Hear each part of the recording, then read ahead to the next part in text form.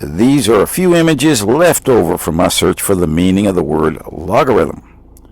And Dr. Ian Bruce over at 17th Century Maths has stated that the Constructio should be studied by anyone interested in mathematics.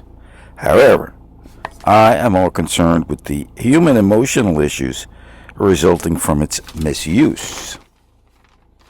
In any event, I am not the person to go into further detail. Someone with a stronger algebra and calculus background may do so if they wish. I take one overriding opinion from my studies here. Napier was thoroughly committed to improving the human condition through his works. As to the math, I prefer Shakespeare roughly. Fall to it as your stomach serves you. No profit where no pleasure.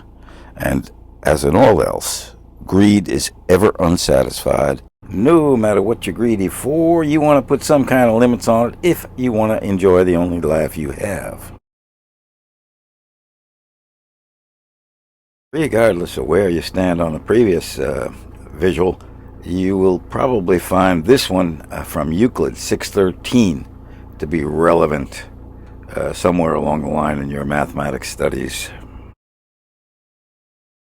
Proposition 25 is probably the most important. You know it's important because somebody tore the page out of the original book, so the PDF is missing. So I got this from another source noted there.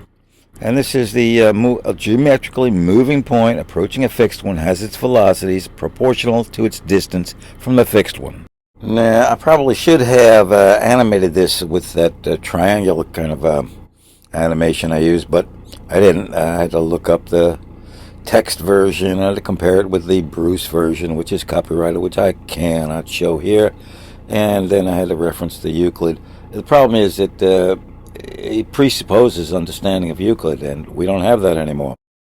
Well, anyway, this would be a lead-in, I believe, to calculus, but since I do not have that background myself, I'm going to leave that to others.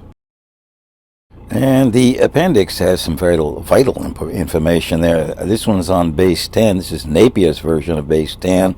And later on, Briggs makes a few comments on that.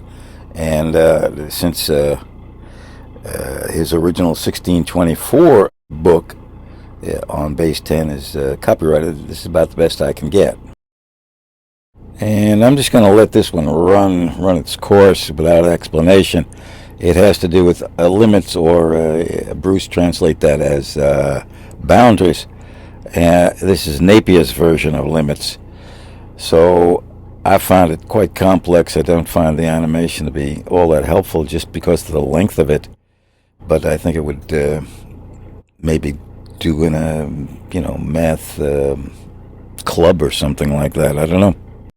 Well, anyway, I do have visuals for a lot of the Constructio, actually all the propositions, but not all of them are animated. But I have no, mathematical chops to really make anything further of this, so I'll just leave it as is, see if anybody's interested in this kind of thing.